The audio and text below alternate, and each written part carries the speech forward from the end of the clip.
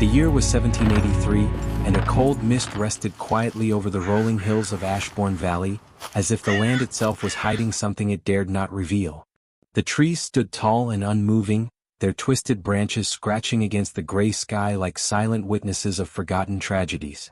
At the far end of the valley, standing in eerie isolation, was the grand yet unsettling Ashbourne Manor, a place where silence felt heavier than sound.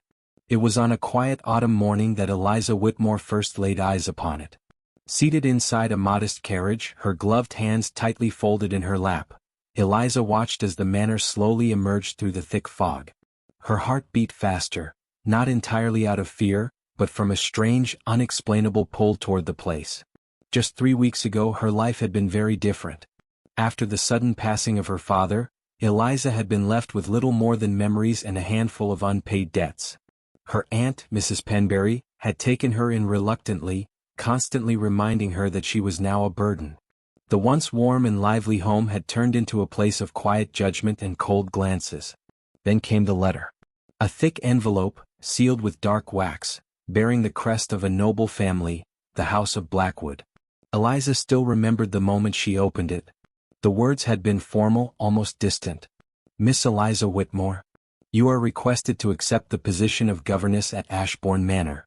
Your duty will be to educate Miss Clara Blackwood. Generous compensation shall be provided. Immediate arrival is expected. Signed simply, Sebastian Blackwood. It had been strange, too sudden, too convenient. Yet, in her situation, refusal had never truly been an option. Now, as the carriage wheels slowed against the gravel path, Eliza felt a chill crawl down her spine.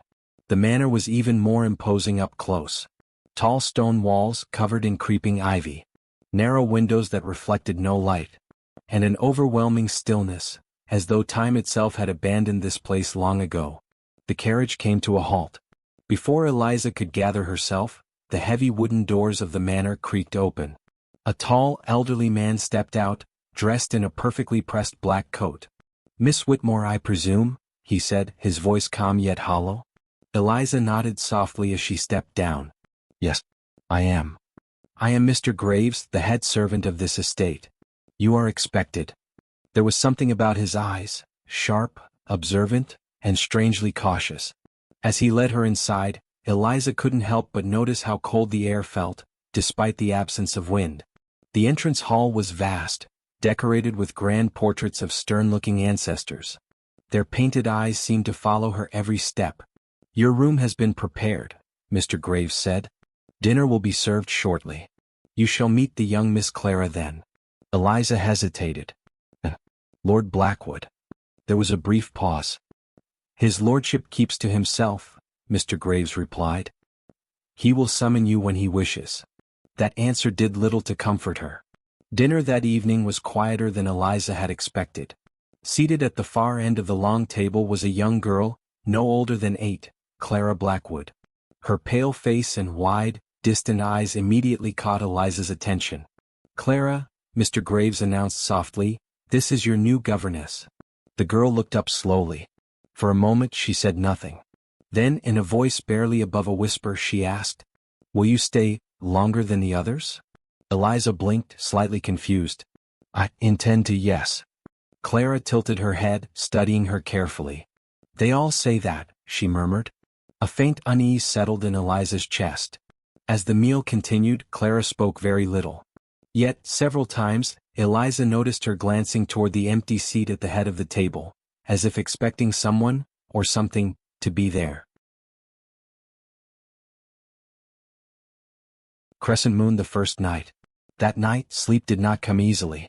Eliza lay awake, staring at the ceiling as the wind whispered faintly outside. The manor felt alive in a way she couldn't explain, like it was breathing, watching, waiting. Then she heard it. Footsteps. Soft, slow, deliberate. Her body tensed. They echoed faintly through the corridor outside her room. At first she assumed it was a servant, but something about the rhythm felt wrong. Too uneven. Too careful. She sat up. The footsteps stopped. Silence returned, thicker than before. Just as she began to convince herself it was her imagination, a sound broke through the stillness. A woman's voice. Faint, distant, almost like a whisper carried by the walls themselves. It wasn't clear enough to understand, but it was unmistakably sorrowful. Eliza's breath caught in her throat. Without thinking, she rose from her bed and slowly approached the door. Her hand trembled slightly as she reached for the handle. The corridor outside was empty. Cold. And yet, she was certain she hadn't imagined it. Fire the man behind the mystery. The next day, Eliza finally met the master of Ashbourne Manor. It happened unexpectedly. She had been walking through the west corridor when she felt a presence behind her. Turning around, she found herself face to face with a tall man dressed in dark attire. Lord Sebastian Blackwood. For a moment, neither spoke. His sharp features and piercing eyes held an intensity that made Eliza feel as though he could see straight through her. "You must be Miss Whitmore," he said finally. His voice was calm, but carried a weight of something deeper, something unresolved. "Yes, my lord. I trust you have settled in." "I have, thank you." There was a pause.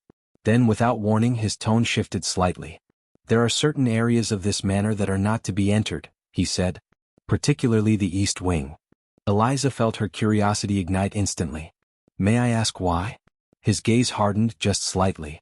"No," he replied. The answer was firm. Final. "And after nightfall," he continued, "it would be wise for you to remain in your room." Eliza hesitated. "Is there some danger?" For a brief moment, something flickered in his eyes. Not anger. Not fear. Guilt. But it vanished just as quickly. "This house has its history," he said quietly. "It is best not disturbed." With that, he turned and walked away, leaving Eliza standing there, her thoughts racing. Fog, the beginning of doubt. Over the next few days, a pattern began to emerge. Clara would often speak to someone who wasn't there. Mr. Graves avoided answering direct questions. And Lord Blackwood remained distant, appearing only when necessary. But the strangest part? The sounds continued. Every night. Footsteps. Whispers. And once, a soft, unmistakable sound of weeping. Eliza tried to ignore it. To convince herself that it was simply the old structure of the manor, or perhaps her imagination. But deep down, she knew something was terribly wrong. Candle the forbidden door. One evening, unable to resist her curiosity any longer, Eliza followed the faint sound of whispering through the corridors. It led her to the east wing. The very place she had been warned to avoid. The air there felt colder. Heavier. At the end of the hallway stood a large, locked door. From behind it, a faint glow of light. And the sound of a woman's voice. Clearer this time. Closer. Eliza's heart pounded violently in her chest. She stepped closer, her hand slowly reaching toward the handle. And then, the whisper stopped. The light vanished. And the entire corridor fell into complete darkness. Eliza froze. A chilling realization settled over her. This was no ordinary house. And whatever secrets Ashbourne Manor held, they were not meant to be uncovered. The days that followed grew heavier, like the very air within Ashbourne Manor had thickened with unspoken truths. Eliza Whitmore could no longer deny it. Something was terribly wrong with this house. It wasn't just the whispers at night, or the distant echoes of footsteps that seemed to follow no living soul. It was something deeper. Something woven into the walls, into the silence, into the eyes of those who lived within it. And perhaps most unsettling of all, it was the quiet, fragile child she had come here to teach. Fallen Leaf, the child who knew too much. Clara Blackwood had become both Eliza's duty and her greatest mystery. At first, their lessons had been ordinary, reading, writing, and small conversations meant to ease the child's solitude. But slowly, Eliza began to notice peculiar patterns in Clara's behavior. She would pause mid-sentence as if listening to someone else speak. She would smile at empty corners of the room. And sometimes, she would whisper things that made no sense. One afternoon, as golden sunlight filtered faintly through the tall windows, Clara sat quietly at her desk, drawing. Eliza approached her gently. "What are you drawing, Clara?" The girl did not answer immediately. Instead, she turned the paper toward Eliza. It was a picture of a woman, dressed in white, standing near a tall window. But what caught Eliza's breath was not the drawing itself, was the detail. The woman's face was pale, her eyes hollow, and beneath the image, written in uneven, childlike letters, were the words, "She never left." A cold shiver ran through Eliza. "Who is this?" she asked softly. Clara looked up. "My mother," she replied. Eliza's heart skipped. "But I was told." "She comes at night," Clara interrupted quietly. She stands in the corridors. Sometimes she cries. The room suddenly felt smaller.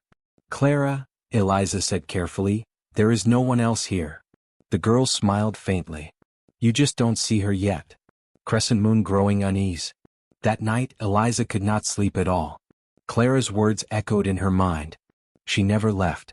The phrase repeated over and over as though it carried a meaning far heavier than it seemed. And then, it began again. The footsteps. Slower this time. Closer. Eliza remained still, her breath shallow as the sound passed her door, and continued down the corridor. Toward the east wing. Her heart pounded. This time, she didn't hesitate. Wrapping her shawl tightly around herself, Eliza stepped out into the corridor and followed. The manor was silent, unnaturally so. Even the usual creaks of old would seem to have vanished, as though the house itself was holding its breath. The footsteps led her once again to the forbidden wing. But this time, the door was slightly open. A faint, flickering light spilled through the gap. Eliza's pulse quickened. Slowly she pushed the door. It creaked open just enough for her to slip inside. Candle the room of secrets. The air inside was suffocating. Dust hung thick in the darkness, disturbed only by the faint glow of a single candle placed on an old wooden table. The room looked abandoned. Furniture lay broken. Curtains torn. And yet, it did not feel empty. Eliza stepped further in. Her eyes scanned the space. And then she saw it. A desk. Half covered in dust. Drawn toward it, she brushed aside the dirt and found a small leather-bound book hidden beneath. Her fingers trembled as she opened it. It was a diary. The handwriting was elegant, delicate, and the name written on the first page made her breath catch. Lady Eleanor Blackwood. Open book. The truth begins to surface. Eliza's hands shook slightly as she began to read. At first, the entries were ordinary. Descriptions of life at the manor. Moments of quiet happiness. But as the pages turned, the tone changed. Sebastian has grown distant again. He watches me as though I am a stranger in my own home. The walls feel closer each day. There is something in this house, something he refuses to speak of. We argued tonight. His temper. I fear it more than I should. Eliza swallowed hard. Her chest tightened as she continued. If anything should happen to me, it will not be an accident. The words seemed to echo through the room. Eliza's mind raced. Was it possible? Had Lord Sebastian? No. She shut the diary abruptly, her breath uneven. But the doubt had already taken root. The next morning, Eliza could not bring herself to face Sebastian. Every glance, every word he had spoken now carried a different weight. But fate, it seemed, had other plans.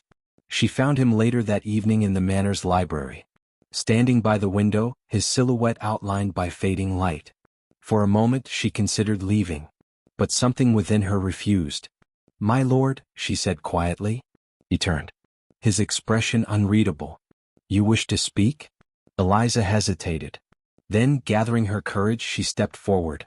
I found something, she said. A flicker of tension crossed his face. What do you mean? A diary, she continued. Lady Eleanor's. Silence fell. Heavy. Dangerous. Sebastian's jaw tightened. You had no right to go into that part of the house. Then tell me the truth, Eliza said, her voice stronger now. What happened to her? His eyes darkened. For a moment, Eliza thought he might walk away. But instead, he laughed softly. A hollow, broken sound. The truth, he repeated. You think you are ready for it? I deserve to know, she replied firmly. No, he said quietly. You deserve to leave. The words struck harder than she expected. Why? She demanded. Because I might uncover what you're hiding? Something shifted in his expression then. But raw and unguarded. You think this is a game of secrets? He said, his voice low. You have no idea what this house holds. Then tell me. Eliza insisted. He stepped closer. Close enough that she could see the exhaustion in his eyes. I did not kill her, he said. The words came sharp. Immediate. As if he had said them 1,000 times before. But there was something else beneath them. Something unfinished. Broken heart, a fragile connection. Days passed, but the tension between them did not fade. Instead, it changed. There were moments now, quiet, unexpected, where the distance between them softened.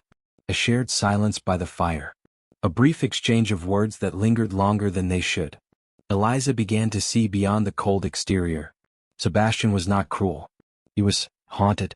And despite everything, she felt drawn to him, which only made the truth harder to face. Fearful faced the night of revelation. It happened on a stormy night. The wind howled through the manor, rattling windows and shaking doors as rain lashed against the stone walls. Eliza woke suddenly, her heart racing. The sound had returned, but this time, it was louder, clear. A woman's voice, crying. Not distant, not faint. Right outside her door. Eliza's breath caught. Slowly, she stood and opened it. The corridor was empty, but the sound continued, leading her forward, step by step, toward the east wing. Again. But this time, she was not alone. As she turned the corner, she saw her. A figure. Standing at the far end of the corridor. Dressed in white. Still. Unmoving. Eliza froze. Her heart pounded violently in her chest. "Who are you?" she whispered. The figure did not respond. It only stood there, watching, and then, slowly, it raised its hand and pointed toward the door. The same door. The one that hid the truth. And in that moment, Eliza understood. This was no imagination. No dream. No madness. The past was not gone. It was waiting. And whatever had happened in Ashbourne Manor was far from over. The storm had not passed. It raged violently over Ashbourne Valley, as though the heavens themselves had chosen this night to bear witness to the truth long buried within the walls of Ashbourne Manor. Thunder cracked across the sky. Lightning illuminated the dark corridors for mere seconds, just enough to reveal shadows that seemed to move when no one was watching. And at the heart of it all, stood Eliza Whitmore, frozen, breath trembling, eyes fixed upon the figure at the end of the corridor. The woman in white. She did not move, did not speak, only stood there, pale and still, her presence heavier than the storm itself. "Eliza," a faint whisper echoed, not from the air but from somewhere deep within the walls. Eliza's pulse pounded in her ears. This was it. No more doubt. No more fear. Only truth. High voltage. The final door opens. With slow, unsteady steps, Eliza moved forward. The figure did not disappear this time.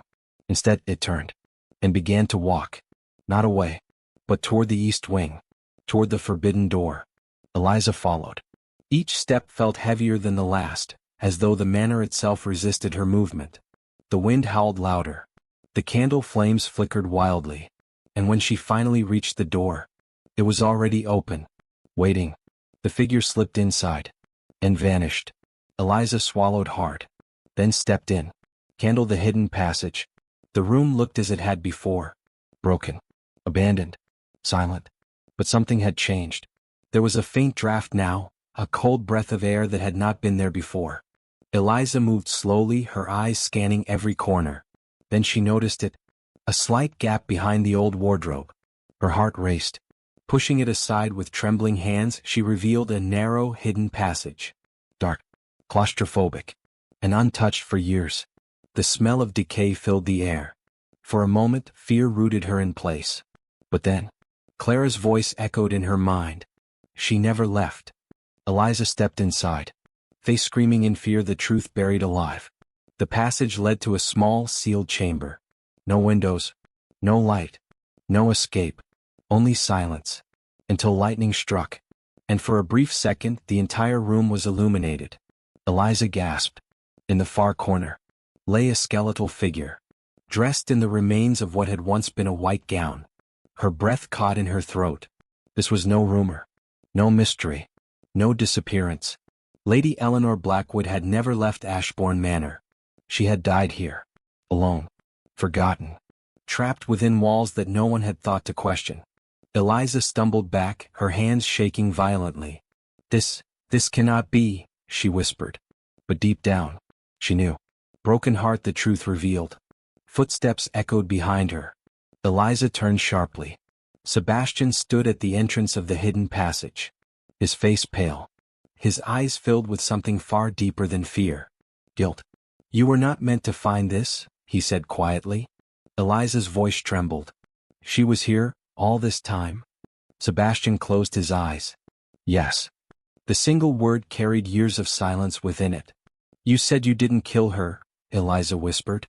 "I didn't," he replied. "Then how?" His voice broke. "We argued." The storm roared louder outside as though urging him to continue. "She wanted to leave," he said. "She said this house was suffocating her, that I was suffocating her." His hands clenched. "I tried to stop her. I lost my temper. Words were said, things I cannot take back." Eliza listened, her heart heavy. "She locked herself in this wing," he continued. I thought she needed time." His voice cracked completely now. "I never imagined." His eyes fell upon the skeleton. "That she would never come out again." Silence filled the room. Thick, unforgiving. "You left her," Eliza said softly. Sebastian nodded slowly. "Yes." "Ghost, the spirit awakens." Suddenly, the air changed. A cold wind rushed through the chamber, though there was no opening. The candle Eliza held flickered violently, then went out. Darkness swallowed the room. And then, a faint glow appeared. Soft, pale.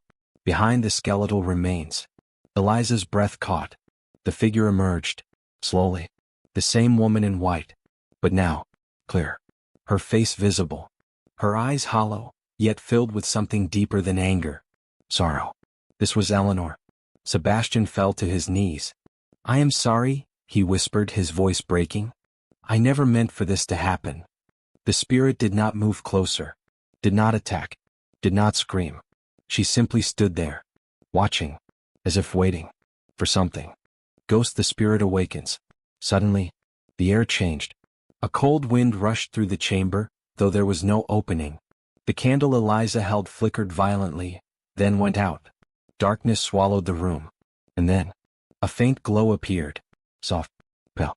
Behind the skeletal remains. Eliza's breath caught. The figure emerged. Slowly. The same woman in white. But now, clear. Her face visible. Her eyes hollow, yet filled with something deeper than anger. Sorrow. This was Eleanor. Sebastian fell to his knees. "I am sorry," he whispered, his voice breaking. "I never meant for this to happen." The spirit did not move closer, did not attack, did not scream. She simply stood there, watching, as if waiting for something. High voltage, the judgment of truth. The storm reached its peak. Thunder shook the very foundations of the manor. Eliza felt it then. This was not about revenge. It never had been. Eleanor had not haunted this place to destroy. She had remained. Because the truth had never been spoken. Because her story had never been heard. "Eliza," the whisper came again. This time clearer, gentler. Eliza stepped forward, her fears slowly fading. "You want the truth to be known," she said softly. The spirit remained still. But something shifted. A quiet acceptance. Eliza turned to Sebastian. "She was not taken," she said. "She was not lost." Her voice grew stronger. "She was abandoned." Sebastian's shoulders shook. "I know," he whispered. "No," Eliza said firmly. "You never allowed yourself to know." Silence followed. Then, for the first time, Sebastian looked up. Not at Eliza, but at Eleanor. "I failed you," he said. The words echoed. Real, honest, final. Sunrise, the end of the haunting. The air grew still. The storm began to calm. And slowly, the light surrounding Eleanor softened. Her expression changed. Not into anger. Not into pain. But into peace. The weight that had filled the manor for so long lifted. She took a step back. Then another. And as the first light of dawn began to break through the darkness, she faded. Gone. Not in violence. Not in fear. But in silence. At last. Free. Broken heart, a farewell to Ashbourne. Days later, Ashbourne Manor felt different. The silence was no longer heavy. The shadows no longer watched. And Clara, for the first time, smiled without sadness in her eyes. "She's gone," she said softly to Eliza. Eliza nodded. "Yes." Clara looked out the window. She waited a long time. Eliza placed a gentle hand on her shoulder. "She doesn't have to anymore." Or the final goodbye. Eliza stood at the gates of Ashbourne Manor, her small suitcase in hand. The carriage waited. Behind her, the great manor stood tall, no longer terrifying, but still carrying the weight of its past. Sebastian approached slowly. "You are leaving?" he said. It was not a question. Eliza nodded. "This place needs to heal," she said. "And so do you." He looked at her as though wanting to say more. But no words came. "Thank you," he said finally. Eliza gave a faint, bittersweet smile. "Take care of Clara?" "I will." She stepped into the carriage. As it began to move, she looked back one last time. The manor stood quiet under the rising sun. And for a brief moment, in one of the upper windows, she saw her. A faint white figure. Watching. Not trapped. Not lost. At peace. And then, gone.